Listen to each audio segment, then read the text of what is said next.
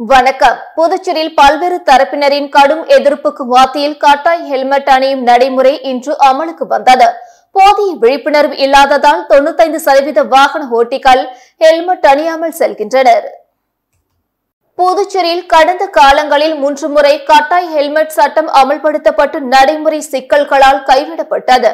இந்நிலையில் இன்று முதல் இருசக்கர வாகன ஓட்டிகள் ஹெல்மெட் கட்டாயம் அணிய வேண்டும் என்றும் மீறினால் ₹1000 அபராதம் விதிக்கப்படும் என காவல்துறை தெரிவித்திருந்தது. புதுச்சேரி நகர பகுதியில் மட்டும் ஹெல்மெட் அணிவதற்கு தளர்வு அளிக்க வேண்டுமென அதிமுக உள்ளிட்ட பல்வேறு அரசியல் கட்சியினர் மற்றும் பொதுமக்கள் வலியுறுத்தினர். இந்த நிலையில் புதுச்சேரியில் பல்வேறு தரப்பினரின் கடும் எதிர்ப்புகளுக்கிடையே ஹெல்மெட் கட்டாயம் சட்டம் 4வது முறையாக அமலுக்கு வந்தது. இதனால் இருசக்கர வாகன ஓட்டிகள் இன்று முதல் ஹெல்மெட் அணிவது கட்டாயம் என உறுதியானது. போலீசார் முக்கிய சாலை சந்திப்புகளில் ஹெல்மெட் அணியாமல் செல்பவர்களை பிடித்து அபராதம் விதிக்க தயாராகி வருகின்றனர். இந்த நிலையில் 95% வாகன ஓட்டிகள் ஹெல்மெட் அணியாமல் பயணித்து வருகின்றனர்.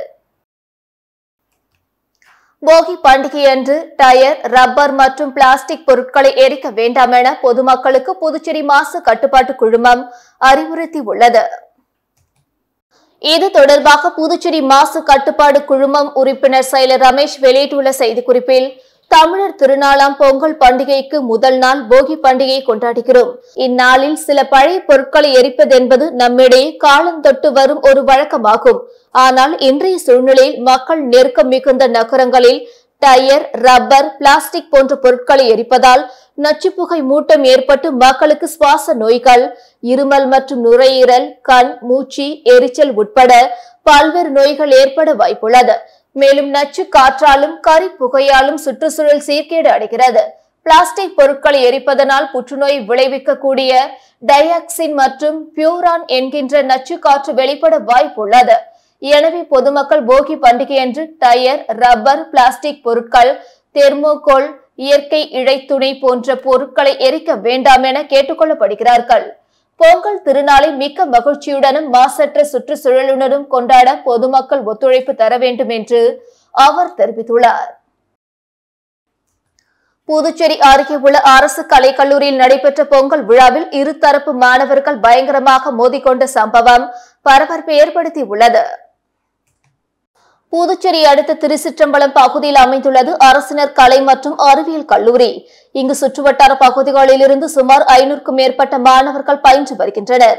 இந்நிலையில் பொங்கல் பண்டிகையை முன்னிட்டு கல்லூரி கழகத்தில் பொங்கல் விழா கொண்டாட்டம் நடத்தப்பட்டது. கொண்டாட்டத்தின் போது அங்கு சில மாணவர்கள் மது அருந்திவிட்டு கலாட்டாவில் ஈடுபட்டதாக கூறப்படுகிறது. இதனால் மது அருந்திய மாணவர்களுக்கு மற்ற தரப்பு மாணவர்களுக்கும் இடையே மோதல் ஏற்பட்டு இரு தரப்பும் கட்டை மற்றும் கல் போன்ற ஆயுதங்களால் சாலையில் தாக்கிக் கொண்ட சம்பவம் அப்பகுதியில் பெரும் பரபரப்பை ஏற்படுத்தியுள்ளது. புதுச்சேரி மாநில பாரதிய ஜனதா கட்சிக்கு மேலும் 5 மாவட்ட தலைவர்கள் தேர்வு செய்யப்பட்டுள்ளனர். புதுவை மாநில பாரதிய ஜனதாவுக்கு அமைப்பு தேர்தல் நடந்து வருகிறது. இதன்படி 28 தொகுதிகளுக்கு தலைவர் தேர்தல் நடத்தப்பட்டு முடிவுகள் அறிவிக்கப்பட்டுள்ளன. தற்பொழுது மேலும் 5 மாவட்டங்களுக்கு தேர்தல் நடத்தப்பட்டு தலைவர்கள் தேர்வு செய்யப்பட்டுள்ளனர். இதன்படி வில்லியனூர் ஓம் அனிதா, உழவர்கரை உலகநாதன், நகர மாவட்டம் கிருஷ்ணராஜ், அரியங்குப்பம் சுகுமாரன், காரைக்கால் முருகதாஸ் ஆகியோர் தேர்வு செய்யப்பட்டு அறிவிக்கப்பட்டுள்ளனர். இந்த தகவலை மாநில தேர்தல் நடத்தும் அதிகாரி அகிலன் தெரிவித்துள்ளார். புதுச்சேரியில் தேசிய வாக்காளர் தினத்தையொட்டி அரசு ஊழியர்களுக்கு இறகுப்பந்து போட்டி நடைபெற்றது. அனைவரும் வாக்களிக்க வேண்டும் என்று தேர்தல் துறை வலியுறுத்தி வருகிறது.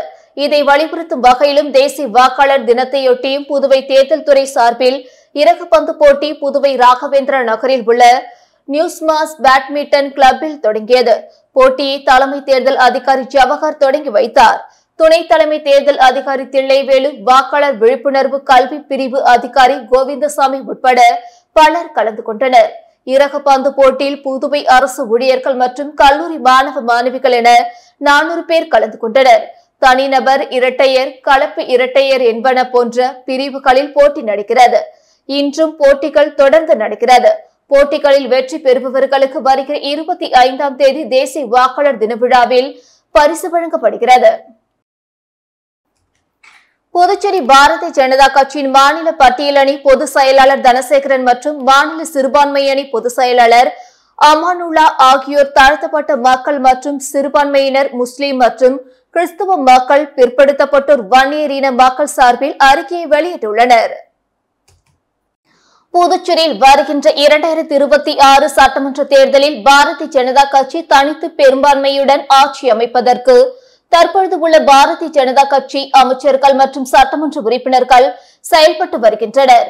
மேலும் பிரதமர் மோடி தலைமையிலான மத்திய அரசு புதுச்சேரி மாநிலத்தை ஆளும் என்ஆர் காங்கிரஸ் மற்றும் பாரதிய ஜனதா கூட்டணி அரசு பல்வேறு நிதிகளை வழங்கி புதுச்சேரி மாநிலத்தில் உள்ள மக்களை வளர்ச்சி பாதைக்கு கொண்டு செல்கிறது. மேலும் வருகின்ற சட்டமன்ற தேர்தலானது புதுச்சேரி மாநிலம் இதுவரை கண்டிராத சட்டமன்ற தேர்தலாக வருகின்ற தேர்தல் அமையும் எனவும், மேலும் ஒரு புதிய திருப்பத்தை உண்டாக்கும். இதற்கு தற்பொழுது உள்ள பாஜக புதுச்சேரி மாநில தலைவர் மற்றும் கட்சியின் தலைமை, மாநில நிர்வாகிகள் அனைவரும் ஒரு புதிய பாதையை வழிவகுத்து செயல்பட வேண்டும். தாழ்த்தப்பட்ட சமுதாய மக்கள், சிறுபான்மையினர், முஸ்லிம் மற்றும் கிறிஸ்தவர் மற்றும் மிகவும் பிற்படுத்தப்பட்டோர், வன்னியர் இன மக்கள் ஆகியோரின் ஒத்துழைப்பு என்பது புதுச்சேரியில் பாரதிய ஜனதா கட்சி ஆட்சி அமைப்பதற்கு மிகவும் முக்கியம் என கருத்தில் கொண்டு செயல்பட வேண்டுமென மாநில பட்டியல் அணி பொதுச் செயலாளர் மற்றும் மாநில சிறுபான்மை அணி பொதுச் செயலாளர் ஆகிய இருவரும் தெரிவித்துள்ளனர். பல்வேறு குற்ற வழக்குகளில் சிறப்பாக செயல்பட்ட வடக்கு குற்றப்பிரிவு காவலர்களை சீனியர் எஸ்பி கலைவாணன் சால்வி அணிவித்து பாராட்டினார். புதுச்சேரி எஸ்பி வீரவல்லவன் மேற்பார்வையில் Gorimedu inspector Balamurugan, sub inspector Ramesh தலைமையில் வடக்கு குற்றப்பிரிவு போலீசார் சிறப்பாக செயல்பட்டு வருகின்றனர். குறிப்பாக கோரிமேடு காவல் நிலையத்துக்குட்பட்ட சாரம் ஐயப்ப நகரில் உள்ள ஒரு வீட்டில் புகுந்து மர்ம நபர்கள் கத்தி முனையில் கொள்ளையடித்து சென்றனர். இந்த வழக்கில் சிறப்பாக செயல்பட்ட கோரிமேடு போலீசார் மற்றும் வடக்கு குற்றப்பிரிவு தலைமை காவலர் ராஜீவ் மற்றும் காவலர்கள் கோவிந்தன், ஹரிஹரன், இசைவேந்தன், ஜெயக்குமார், ராஜசேகர், டேவிட், சுந்தரராமன் ஆகியோரை சீனியர் எஸ்பி கலைவாணன் சால்வி அணிவித்து வெகுவாக பாராட்டி ஊக்கப்படுத்தினார். புதுச்சேரி சேலிமேடு பேராசிரியர் அனுசாமி உயர்நிலைப்பள்ளியில் பொங்கல் விழா சிறப்பாக கொண்டாடப்பட்டது. தமிழர்களின் பாரம்பரிய பண்டிகையான பொங்கல் திருவிழா தமிழகம் முழுவதும் உள்ள அனைத்து மக்களாலும் சிறப்பாக கொண்டாடப்பட உள்ள நிலையில் தமிழகம் மற்றும் புதுச்சேரியில் உள்ள பல்வேறு அரசு மற்றும் தனியார் பள்ளிகளில் பொங்கல் விழா சிறப்பாக கொண்டாடப்பட்டு வருகிறது. இந்நிலையில் புதுச்சேரி பாகூர் அடுத்த சேலிமேடு பகுதியில் இயங்கி வரும் பேராசிரியர் அனுசாமி அரசு உயர்நிலைப் பள்ளியில் பொங்கல் விழா சிறப்பாக கொண்டாடப்பட்டது. பொங்கல் விழாவை முன்னிட்டு மாணவ மாணவியர்கள் தமிழர்களின் பாரம்பரியமான வேட்டி சட்டையும் பாவாடை தாவணியும் அணிந்து பள்ளிக்கு வந்தது அனைவரையும் கவர்ந்தது. இந்நிகழ்ச்சியினால் பள்ளி மாணவர்கள் பொங்கல் விழாவின் பாரம்பரியம் பற்றி தெரிந்து கொள்ள ஏதுவாக இந்நிகழ்ச்சி நடைபெற்றது.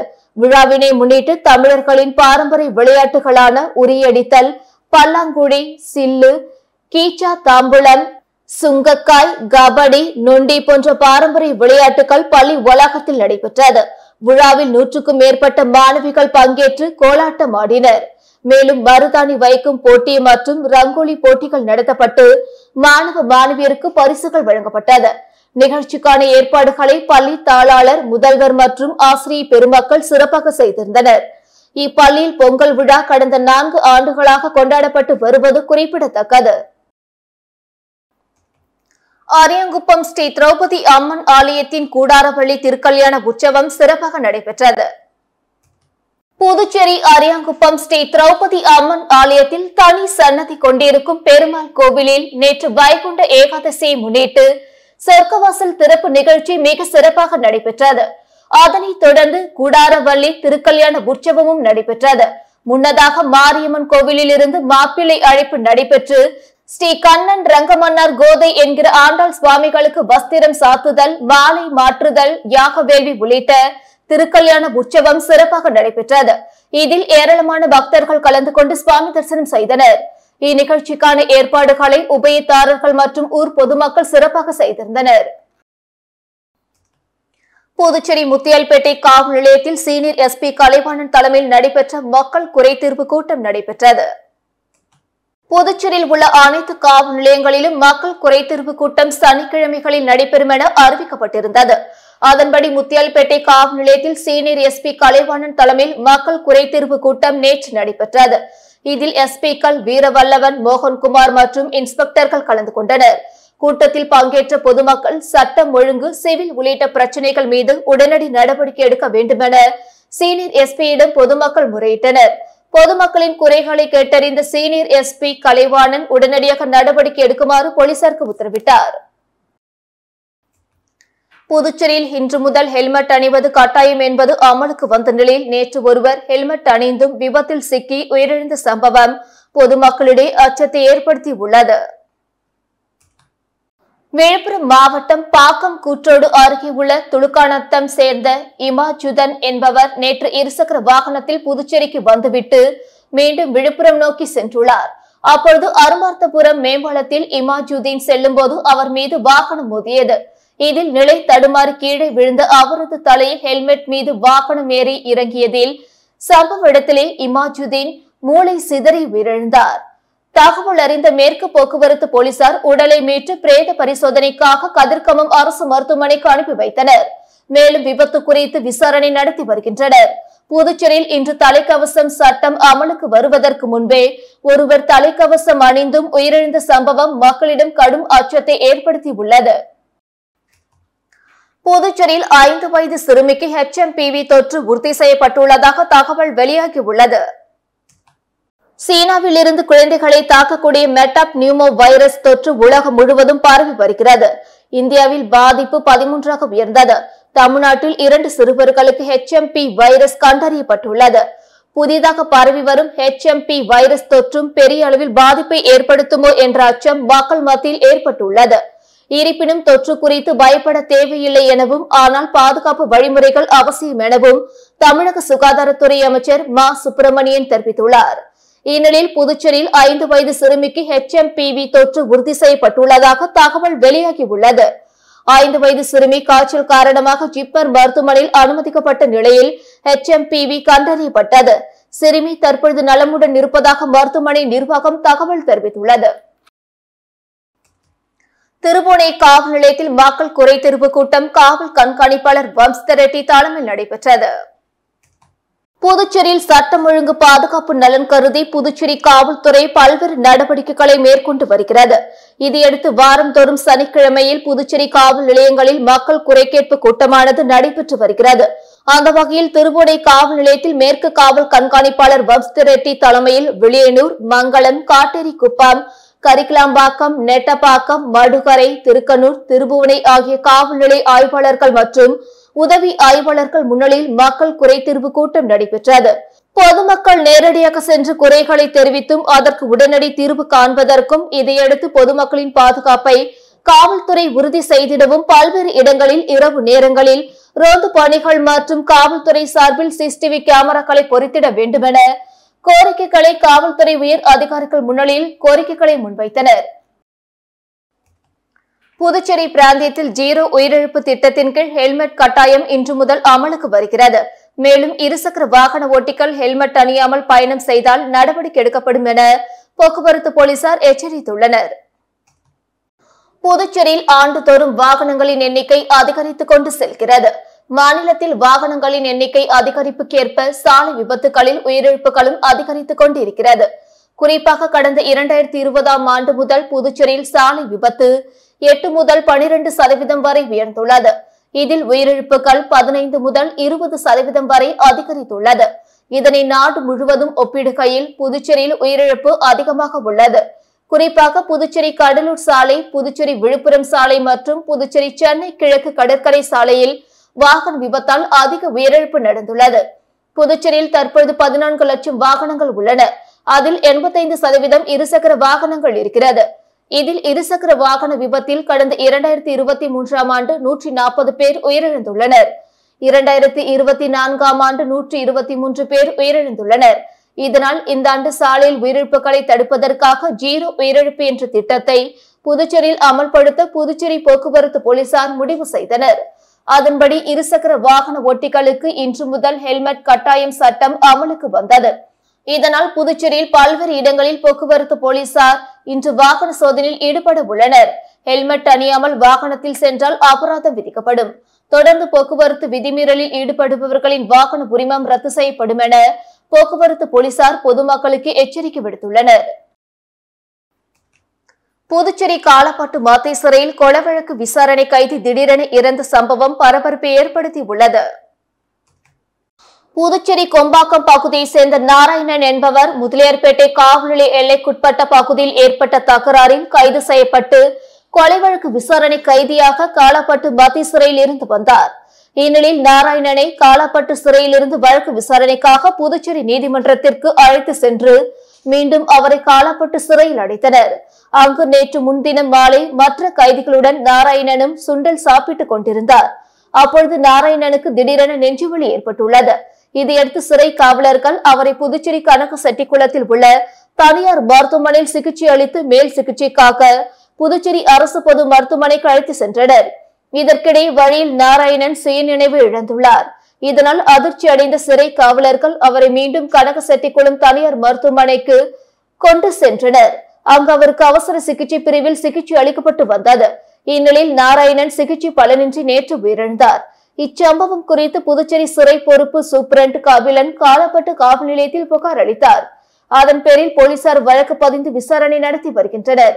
இதனிடையே நாராயணனின் உடல் புதுச்சேரி ஜிப்மர் மருத்துவமனைக்கு கொண்டு செல்லப்பட்டு மாஜிஸ்திரேட் முன்னிலையில் பிரேத பரிசோதனை செய்யப்பட்டு அவரது குடும்பத்தினரிடம் ஒப்படைக்கப்பட்டது. காலாப்பட்டு மத்திய சிறையில் அடைக்கப்பட்டிருந்த கொலை வழக்கு விசாரணை கைது திடீரென இறந்த சம்பவம் பரபரப்பை ஏற்படுத்தியுள்ளது. இத்துடன் செய்திகள் நிறைவடைந்தன. வணக்கம்.